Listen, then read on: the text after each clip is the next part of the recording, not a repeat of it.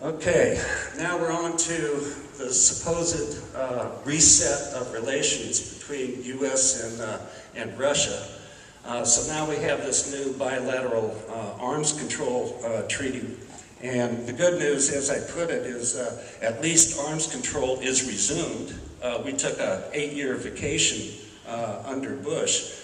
There are modest reductions in warheads, better reductions in delivery systems. So these are all good things. Now the bad news is, I was talking about how a deal went down in the late 90s for a comprehensive test ban treaty, that we never got the treaty, but the labs got the money. Well, this is happening all over again, except that the Republican senators, principally led by John Kyle of Arizona, have moved up the fight over modernization to ratification of START, whereas previously this fight was expected for the second go-round of the Comprehensive Test Ban Treaty. But here, we have had many victories. I do believe it's important to point that out. But right now, on a pessimistic note, I want to point out that things are really rapidly regressing, and that we have to do something about it. That we expected this fight over a second attempt at ratifying the Comprehensive Test Ban Treaty, but that treaty's dead for right now. And the fight has been moved up to this START treaty that previously was thought to be a no-brainer. And the Republicans have simply rolled Obama, and he surrendered in advance. And we're seeing this when he came out with his budget on the 1st of February, and he gave the weaponeers a 14% increase right there.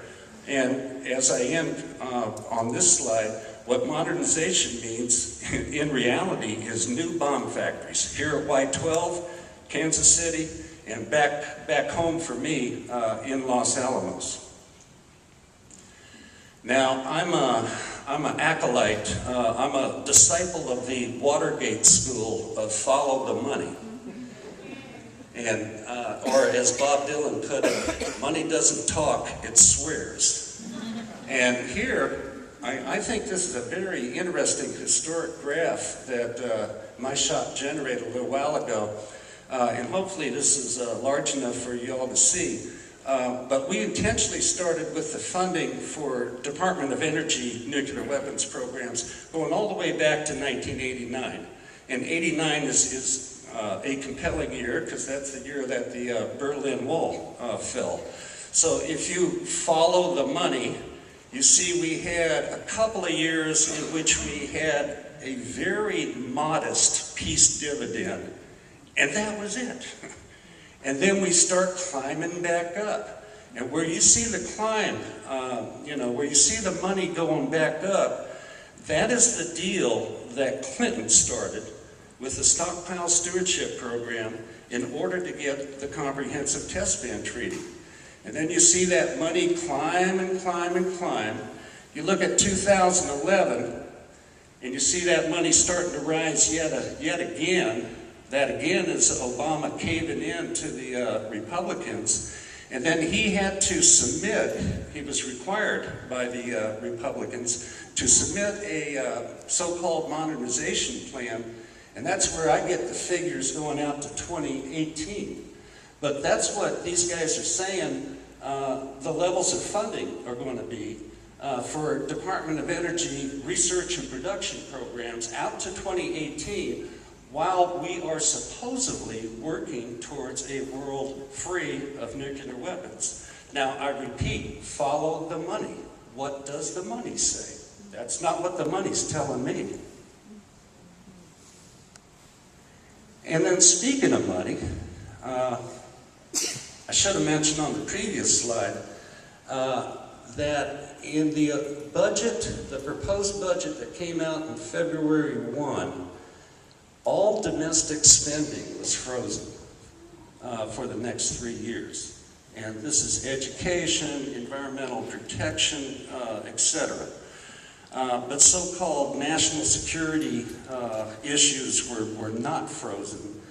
And of all the federal agencies that did get an increase, the DOE nuclear weapons programs got the greatest increase of all of any federal agency. Now, of course, it's the guilty that get rewarded. At the same time, they are among the least accountable for their own money. And the Government Accountability Office recently did an audit of the DOE nuclear weapons programs, and they simply, do not know. They cannot track all of the money, and especially the cost of their facilities. And now we're talking about building a $3.5 billion uranium processing facility here at Y-12. This plutonium facility in Los Alamos, which in 2004 was submitted to Congress as being a project that would cost $600 million. Now it's $4.5 billion and counting. So, typical that we are rewarding the guilty. And then Ralph mentioned the life extension programs, and I'll repeat that whereas it was wonderful that we defeated the reliable replacement warhead 3-4 years ago, they're back. They being the laboratories, the weaponeers.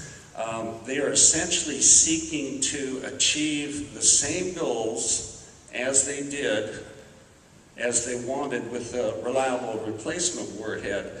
They're simply going about it more incrementally or in a sneakier fashion, piece by piece.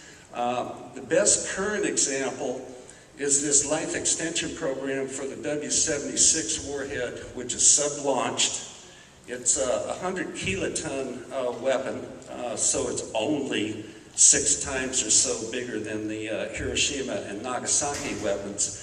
And previously it was regarded as a city killer.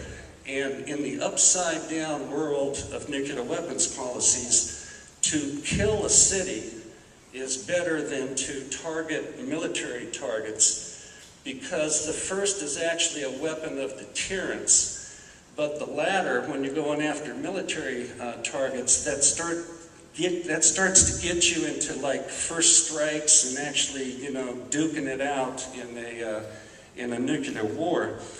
And we're talking about deeply buried, hardened targets. These are not easy things to take out.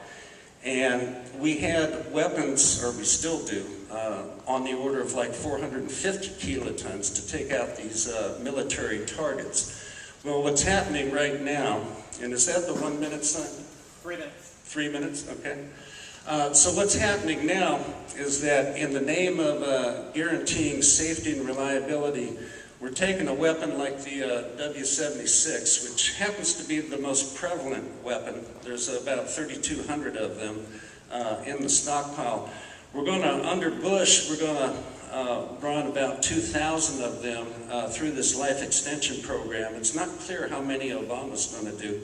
But we're going to give it a new fuse that gives it a selectable height of burst. And where previously it was air bursts over cities, we can now have a ground burst. And then in combination, it's re-entry vehicle, when it comes back down and what conveys it to the target. They gave it steering flaps, and they can actually steer this sucker on the way down as it goes to its target. So it has a level of accuracy that's increased 5-fold. This gets wonky, and I enjoy this stuff. I enjoy the wonky stuff. But the fundamental point is, with increased accuracy and with a surface burst, you take a 100 kiloton weapon, you turn it into a hard target killer. You take 2,000 of these weapons and turn them into a hard target killer. That is a significant shift in the strategic balance. It is a real difference. It is a new military characteristic to be able to take a lower yield weapon and have it substitute for a higher yield weapon. I apologize